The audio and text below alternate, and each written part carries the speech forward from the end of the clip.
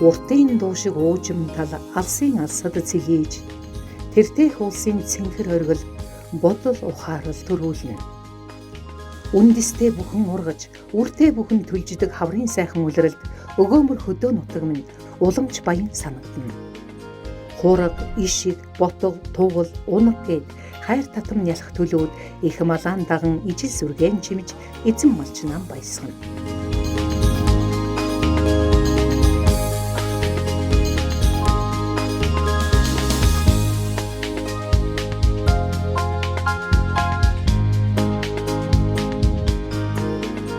Төлийн дуу цангинсан хаврын өдрүүд үргэлж илсээр малчид малаан төллүүлэх их ажлын ард гарахтай зэрэгцэн Төл 5 эрдэнэ нэвтрүүлгийн баг Өвөр Хангай аймгийн 30 ус сумыг зориулсан юм.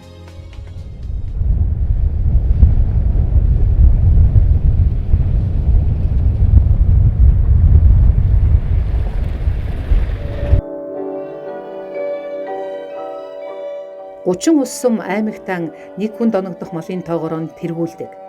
Говь хангай хосолсон сайхан нутаг. Энэ онд 183,244 толгой мал тоолуулж, өмнөх оноос 9.2% мал сүргэн өсгөжээ.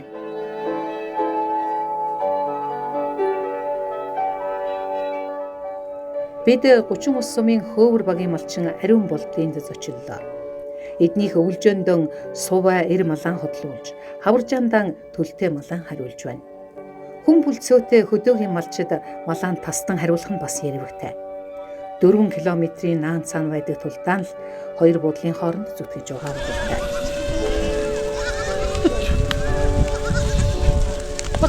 За хаваржаа тавилаагүй танай нутагт сайхан хавар болж байна уу? Тавлуугаа сайхан хавар болж байна. Өнөөдөр сайхан өдөр биш үү? Өнөөдөр сайхан өдөр нь хаврын аддаг сар гараад гоё сайхан. Танаа яг энэ хайд чинь салхишуурган хэрий. Ажаан гавсрахтай шүү ер нь. Тэнцлээ ажаан гавсрахтай л байна. Тараад тахад ямаа их олонтой юм аа. Би ямаа нараа их үү. Төлнөөс гадна 1200 бол юм аа. Ямаа чинь тэгээд ноос ноолоор ашиг өндөр юм л да. Ямааны ноолоор 180 мянга гэж дуулдаж штэ. Тэгээд дуулдаад байгаа юм. Өндөр байгаа юм шүү. Өндөр штэ. Нодон госоо бол нэг 60 мянгаар илүү штэ. 5 сар гараад буух юм уу? Болж игэл энэ чигээрээ байгаасаа үлээд чинь. Энэ манай ямаа чинь эрчмийн хар юм аа. Эрчмийн ухаан гэдэг ухаан би 10 жилийн өмнө тавиал тэгэл ноолуурын гарцсан гайгүй шиг байгаа юм. Сүүний гарцсан гайгүй шиг байгаа юм. Энэ манаас яг нэг 500 г. Ер яманаас 700 г. Төвчөө самтай. Тэгтээ.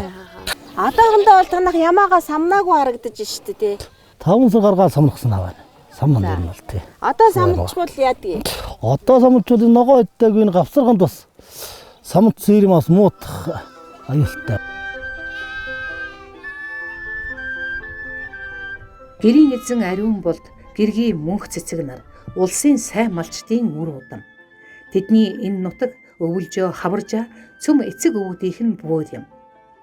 Сайн малчны удмыг үргэлжлүүлж нэрийг өргөж яваад залуу малчдын амьдрал өдрөөс өдөрт өнгө нэмж мал ахуйн жилээс жилд өсөж яваа харагдана.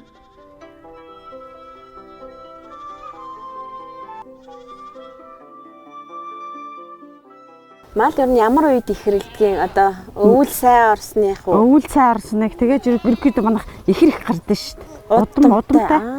Одоо нэг 14 ихэртэй л байгаа. 2 ихрүүд бол 14 бүл байгаа. Нэг 3 ихэр бол ганцхан л байгаа. Одоо мал ихэрлэн гэдэг чинь бас бэлтгэжлэлтэй сайхан бидтэй тий. Мал өсхийн үедтэй тий. Манайх ямаа бол нэг 400-аад ямаа ашиглана. Хонь бол нэг 200 гараа л оруулна. Одоо нэг 100-аад ямаа л үлдсэн. Бусдад нь ашиглацаа. Одоо энэ алын ишгийг яаж ядгаж ихтэн тавьж өгөө?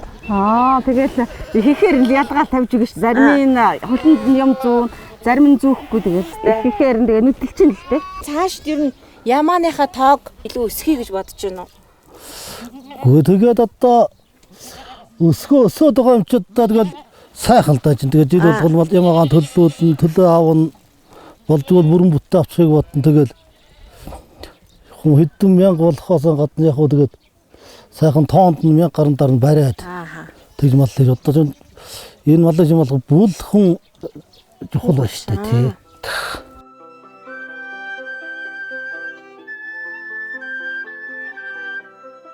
Зуны дэлгэр цагт малдаан сайн тарга твэрийг авахуулаад өвөл дөмгөн шиг хашаа хороонд өвс тижээлэн бэлдээд авчихвал за тэгээд хаврын хүндийг хагсалж байгаа юм даа гэж ариун болд ярина. Нар ногоо эрт гардаг хужир шүү ус худган ойрхон хар тойрмын хавар жандаан тэд 22 дахь жилдээ мал маллаж байна.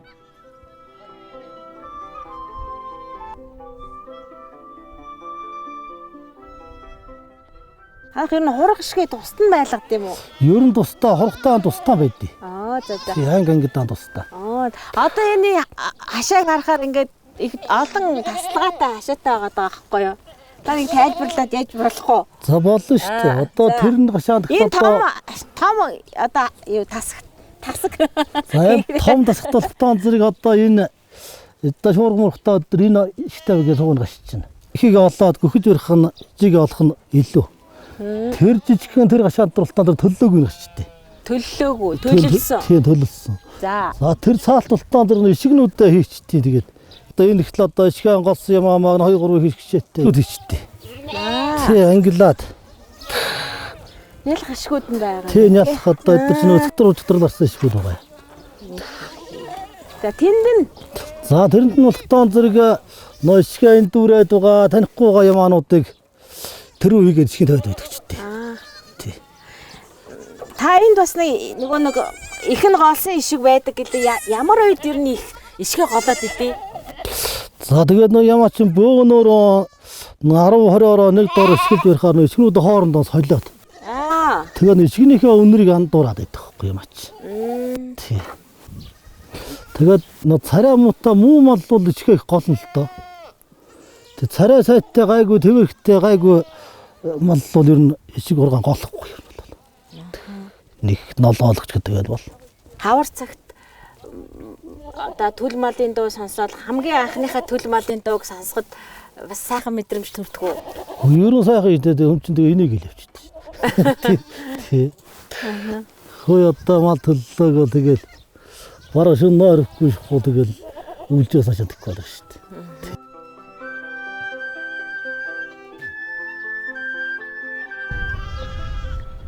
Малчин хүний баяр баясал яа харахгүй нялх төлийн дуунаар сэрэгдэг гэлтэй. Өдөр өдрөөр торинон боожих төл мал тэдний сэтгэлийг үеиг өөдрөг болгодог лавтай. Гуцаа бол нэг 3 сарын 10-д тэгээд ухнаа бол нэг 3 сарын 20-д гаргаж тавьдээ. 25 гинжлэл 25 тавьсан. Тэгээд 3 сарын 27-наа ингээд юм ахиж эхэлсэн. Одоо эднэр. Эднэр одоо нэг 20 тонцоод ашиг. Эднэр бол тоо одоо 2 хонж байна. Зарим нь өцөгдөр. Эднэр одоо 3 өдрийн одоо нэг 70-80 ашиг байгаа хаа. 20 гараад ашиглав. Эднэр бол ашиглаж явахд өдөрт нэг 70 мал ашигласан шүү. Өө за. Тий. Тэр нэг өдөр шинээр 70 юм аа. Их ажилтай байж тээ. Одоо жоохон дундарч байгаа юм биш үү? Одоо дундарч дүүрч ер нь бол тий. Яг ид одоо нөгөө мал төлж явах өдөрт одоо 70-аар нь ишиг авч явах үе мүйд бол гэртээ орох завгүй байна биз? Гэхдээ өдөр л гэрт орохгүй шүү дээ. Угаасаа орохгүй шүү дээ тий. Өдөр гэрт орохгүй тэгэл өдөөгөр чинь тэгэл маш хоо гэдэг юм ба, нүнэг гас гэдэг юм ба, тэрийг нүргээгээ тэгэл ороо цуглуулна.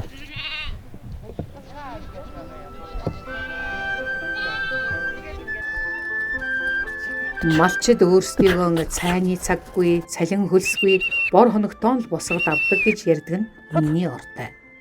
Гэргийн мөнх цэцэг ямаан сүргэн ихрийн удамтай эцэг өвгдийн маань буян юм байх та хэмээн бидэнд ярьж бид ч ихэр төлүүдийг өхөөрдөн бэлгшээж байсан юм. Тэгтэл гэрийн эзэн ариун болд манай 3 настай тормон гунж ботголоо их сонин зүйл болж байна хэмээн бас л бэлгшээх гайхшруулах зэрэгцлээ. Ингээд бид худаг дээр байгаа тормон гунжны бяцхан будгыг харахаар ирсэн юм. Тэгэхээр энэ жил нэг 7-8-ыг утгалах. Тэгсэн нэг тормон гунж утгалаа саявтар. Ботолноос нь биш юм байгаа. Тэгээд ч 4 настай утгална л та. Тэгээд энэ тормон гунж арай бага ботолж байгаа. Тэгээд сайхан болохоор л байх та. Ер нь ховор шүү дээ. Тийм манад л ботолж байгаагүй. Олон тэмээд гадар ботголдох л баг. Манайхаас энэ баруун дэш бод энэ 35 бригадын 5 дугаар бригадын ингээ гол урстай. Энд ч нэг 10 км садалтай. Энэ хойш оолцдог хостой л 10 км.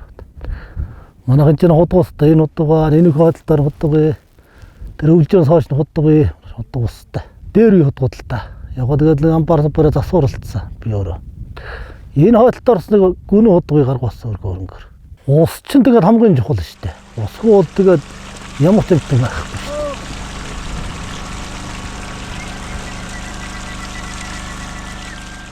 Малын зөв бус хоригдлыг багасгаж, ашиг шимийг нэмэгдүүлэхэд өвс тэжээлээс гадна усны хангамж чухал. Ус ойр байх нь малдаан төдийгүй малчныхаа ахуйн хэрэгцээнд ч нэмэртэй юм. Ариун болдынх жилийн 4 улиралд 3 худаг сэлгэн малаан усалдаг.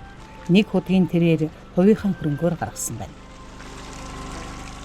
Хөдөө гэдэг нь хөхөрж гамдахын нэр биш. Хөдөлмөрлөж зүтгэсэн хүнд амжилт тойрхон байдаг. Малынхаа ашиг шимээр хангалуун амьдарч болдог юм гэх бодол төрж явсан нуух юм.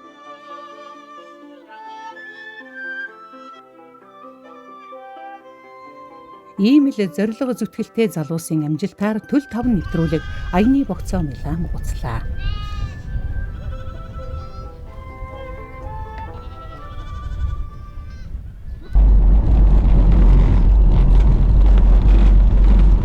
Өглөөхөн агаарын цэнгэг нарны дулаанд хүн малгүй тайван тогтвон байсансан. Гэтэл гинтэл хаврын тэнгэр хаашаа хувирган үүл хөллөж салхи босгоод зүүн хойноос хавсрага тавьж эхэллээ. Нүүдэж ихгүй гөв хүчтэй шорон шуурнаар бид гаднаа нилээн хідэн тэмээ хотлуулсан айлын гадаа ирсэн нь 30 ус сумын малчин сэдэн дамгынх байлаа. Зас ихтэй өвөл болсоо тэгээд тэмээ бол гайгууд ажгаа өвлөсөн. Додонд бол ер нь дэсвэртэй ер нь ажихгүйтэй. Зундаа нэг сайхан даргалцхал юм бол зуны гандал тэмээ жоохон эцэтгэл гэдэг. Ойр зур явуулаад эргүүлдэл харуул малгайтай байх юм бол ер нь гайгүй. За нэг яваад ирэх юм бол хөдөө хөтөлтэй мал бас хоол бэлчээд хоол явуулаад сурчих юм бол бас гүйцэтгэхгүй бол шүү. Шуурга салхины чимээтэй зэрэгцэн бутхан буйла энгэн ганганаа тасралтгүй сонсогдох нь төгшүүртэй чим шиг. Ботхон аваад бэлчээрт гарах гэж байгаа ингэж аашилж байгаа юм аа гэж айлын ихнэр чонцол ялбыг хүчирлэн. Тэмээ гэдэг өндөр амтан салхи шуурганд зогдор үсэн хийсээд уламж сүрдмээр харагдана. За буур өвөл мөвөл аль зэрэг эрт орж гин үү? Өвөл эрт орох юм бол хавар ногоо идэх нь 100 их тулах нь гэж ярьдаг. За буур нэг орохгүй бол за хавар цаг зүтгэх нь гэж хөвччүүд бас тэгэл ярьдаг л да. Бас тэрийг бас хараад байдаг. Тэгэл одоо ингээл салхи шуурх нүдэж байхад бол тэмээ гөвтжилээвэл тэнгэр онгох болоогүй байна. Малаан бэлчээх болоогүй байна гэж тэмээг хараад за тэмээ босоод ирэх юм бол за одоо тэнгэр онгох нь биш шүү. Мал уугаа бэлчээе. Тэгэл ярьдаг л да. Тийм тэнгэр цагаараа ажих юм байгаа. Одоо энэ хаврын салхи хавсрах ингээл өдөржингөөл байна. Өдөр болгон байна уу? Ямар байна танаа? За 94 сар гараад 90 салхи ихтэй байна шүү. 4 сараас өмнө бол салхи гайгүй байсан. 4 сар тэр бас л тэнгэр ажих юм бол шинэ 90 сар бас л жоохон манай энэ талаа бол надын арснаар л их л гэдэргэнд нарийнхан тул саргах шиг болсон. Тэгээд бас л салхи нь салахгүй юм байх л гэж бодож ирсэн. Нэр салхитэй л 4 сар урагч шүү. Салхи ихтэй байх нь одоо газар ногоондоо бас тэмээндээ бас халтай л хэвчтэй. За салхинуудтай дулаахан байсан бол ногоо ичгээр болчихлоо. Өвөл заас ихтэй, чихтэй байсан. Тэгээд одоо салхинуудад ногоо гаргуулахгүй л энэ да. Тэнгэр хаангаа нөхцөл байдал одоо нэг их сайн биш. Ер нь л энэ цаг агаар мууддаг байдал давтамж их ойр ойрхон болчихлоо шүү дээ. Ингээд бодглохлоор бас бодмолоо одоо илүү түлхүү байрыг ч гэдэм үү тийм бодо санаа байх уу танд? Ер нь байгаа. Ер нь бол тэмээгээрээ л ер нь дагнаа гэж боддог. Тэгээд бас хүний хэрэгцээ юм чинь бас ор баггүй байна гэж юу байна. За. Богомолтой бас өстө тоонд нь байруулаад багыг бол магтруул яах вэ?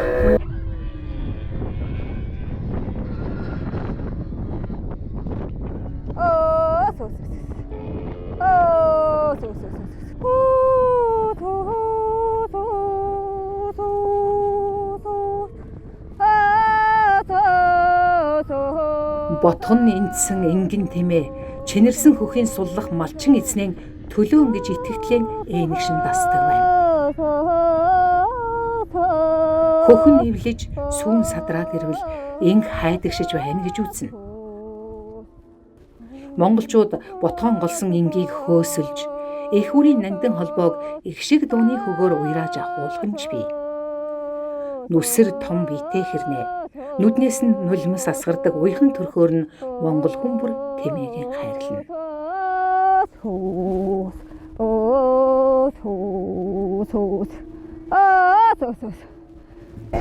Энэчлийн хувьд бол хайдаг ингээ сая 3 сарын 20 эднэр ботглоод тэгээд ботгоны эндчээ тэгээд би хайдагшуулаад тэгээд сааж байгаа. Эхний 2-3 өдөр бол нэг тийм амар сайн биш байдаг байхгүй юу? Хөөслөөл ирэнгүүт аяндаа ингээд нүднээс нөгөө нөлөөс бөмбөрөөд яг ингээд ботгоо гөхүүлээд авч байгаа юм шиг айгүй тийм мэдрэмж авдаг. Ингээд одоо бөхсөргөө ингээд бөхсөрөө түлхгээл тэгээд хаашаа явна дагаж бүгээл айгүй хөөрхөн. Намайг яг ботгоо болгоод авчиж байгаа тэр мэдрэмж над ч гэсэн амар сонин тийм гоё мэдрэмж юм уйлмар ч юм уу тийм айгүй тийм дотн сэтгэл төрдөм байлээ. Тэгээд одоо 2 хөөрхөн инг дагуулчихсан. Намайг одоо хонь мань руу явуул дагаад чигшээд бүгд ирнэ. Араас дандаа явна. Хонь мал гашилцгаар цуг гашилцсан бүр амар хөөрхөн. Манай хүүхдүүдээс хүртэл намайг харамсаад байгаа юм чи юм. Малтайгаа яг хүн шиг харьцаж яг ингээд өөртөө яг дотроосоо гоё ингэж харьцаж малтайгаа илүү дотн байна гэдэг л хамгийн том жаргал болов гэж яг дотроо боддог. Эндлийн хувьд нэг 40 гаруй 50-аад шугын ботголсон. Тэгээд бас хэд хэдийн энд ч гэсэн бүгдийг сааждахгүй ч гэсэн ямарсан тал хувийн илүүтэй саана гэж дотроо төлөвлөсөн байгаа. Жилийн 4 өдрөлд ингээд саадаг. Одоо энэ жил энэ ботголж байгаа ингэнүүдээ одоо 7 сараас уяад тэгээд ерөнхийдөө дараагийн 7 сар хүртэл саанаа л гэсэн үг. Моринд хайртай Монгол эргэж ярьдаг. Тэгвэл Тэмээнд туйлын дуртай сэтгэл зүрхнээсээ ээнэгшин дассан залуу тэмээчин гэрбэл бол Цэдэн Дамбай. Одоо ингэний сүү ингэний хоормог гэдэг чинь бас эмчилгээ талаасаа их үнэлэгдэж штэ. Яа тий. Тэмээний ер нь сүүар цааруул тэгэл ундаа тэгэл ерөнхийдөө ер нь эмчилгээний талд их улсууд хэрэгцээтэй байна. Тэрнээс гадна одоо буурны заар гэж их сурдаг байна. Инг ботголохоор ингэний хаг их сурдаг байна.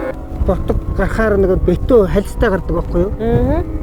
Тэр хальсыг бас эмчилгээнд хэрэглэх гэж байгаа гэж улсууд бас их сурдаж энэ готон руу ер нь бол тэмээнээс гарч байгаа бүтээгдэхүүн бүгд л эмчилгээ бол эмчилгээнд хэрэглэж байна даа улсууд ер нь. Хоёр бүгд Монгол тэмээний ашиг шим судлагдаагүй өвчнийг ч илрүүлж онцлох чадвартай гэж зарим эрдэмтэн үздэг.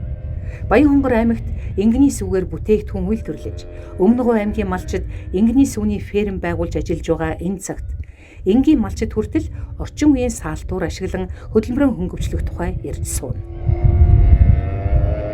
Одоо өв уламжилж ирсэн аав ээжүүдийнхаа сайхан малыг маллаад тийм ээ сайхан 5 гушуун малынхаа үр шимийг хүртээд явж байгаадаа маш их талархалтай баяртай байдаг. Тэгээд тэр домоо одоо дундаа ер нь тэмээ гэдэг малыг маллах надад бол хамгийн гойр нандин тийм өмчүүд байдаг. Ерөнхийдөө гэр бүлэрээ тэмээнд их сонирхолтой өвлийн тэмээний уралдаанд гэр бүлэрээ оролцсон тэмээгээ унам эдлэн тий бүх талаас нь ер нь тэмээ гэдэг амтныг үл эдэлж хэрэгжилж байгаа манай гэр бүл. Энэ жилийн үед бол манай 30 улс сум аймгийнхаа бүсийн наадмыг уралдаанд нэг зохион байгуулсан.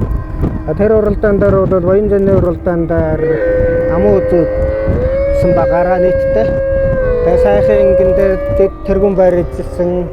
Одоо уралдаан тэмцээд тусгайг байр эзэлсэн. Тэгээд сүүл дундгой аймагт ерөнхийлөгчийн ивэл дурвалсан наадамд бас сумасаа тэмээчтэйгээ цугаараа хамт явсан. Тэрүүнд бас маш сайн оролцож ирсэн бид нар.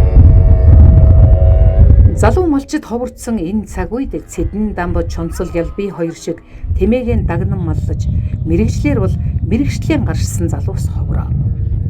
Тэд зөвхөн хотондоо мал маллахгүй. Хурал зөвлөгөөн, тэмээний уралдаан тэмцээн гээд өв соёлын давхар түгээн дэлгэрүүлж яв.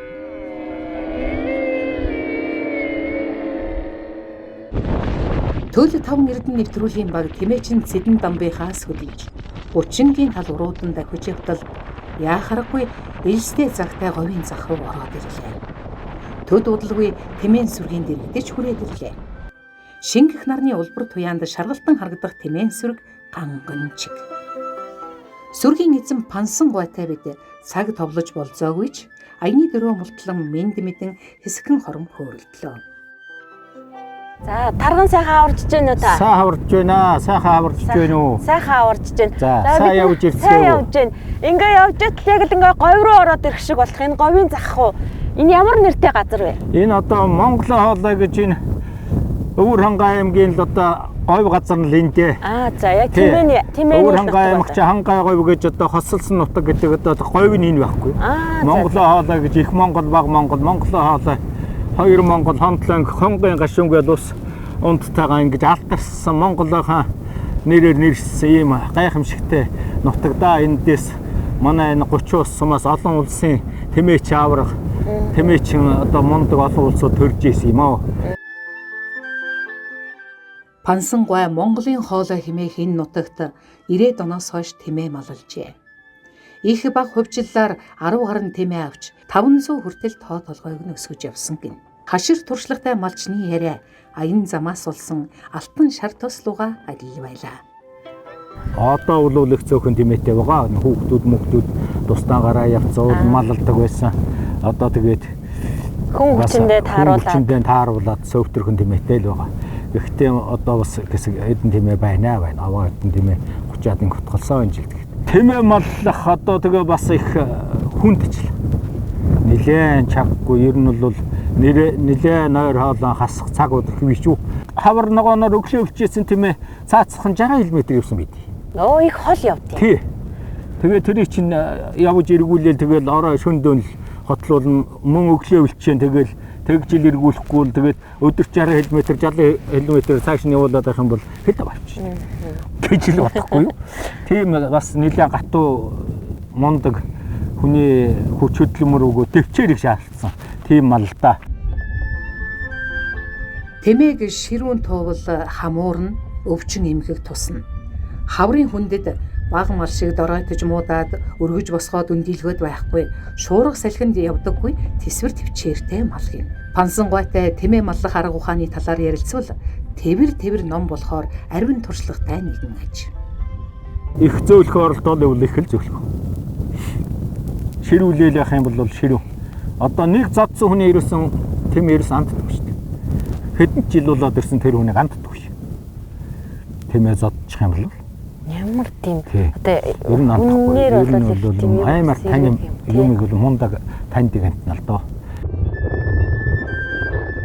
Тэмээ гэхээр усгал зөөлөн нүдтэй ертөнцийн ааш анирыг чагнах мэт алсыг ширтэн зогсоо бод нэгэн амтан сэтгэлд бууна. Тэднийг хариулах тэмээчин хүн тэгвэл тэнгэр говийн хараандаа багтаасан цүлх ухаантай хашир малчид билээ. Говийн эзний сэтгэлийг зовоолсон нэг асуудал нь байгаль цаг агаарын бэх сорилтууд юм. Одоо биш хүүхдүүд сургууль соёлгээл одоо ингээл лээштэйш ажил хөдөлмөргээл явчлаа.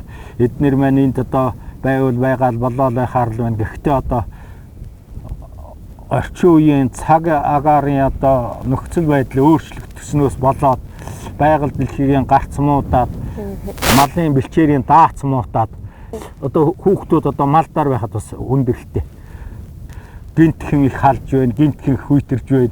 Жочир аимшигтай улаан шороо бороо орсон ч нэг газар ширүүн бороо орж үер ус болж байна. Цас орсон ч нэг хэсгэн газар цас ороод амтныг хаагаад боогоо тайчиж байна. Түрүү үедээ одоо захиргааталтаа сургагч бид нарыг баг үед л бол цас бороо ч жигтгэн нийтдээ нутгаар ордог. Тийм байс одоо бол ер нь тийм нийтдээ зөвсөрж орсон бороо бол байхгүй. Гинтхэн 30 минут 40 минут нэг цагийн дотор бороо ороод тэгж үер яваад ингэж үер яваад ийм л юм болдог. Та цаг уурын өөрчлөлт гэж ярьлаа. Ер нь одоо малчид маань энэ цаг уурын энэ ховсонтгой өөрчлөлтийн байдалд яаж тэсжүүлдэх вэ?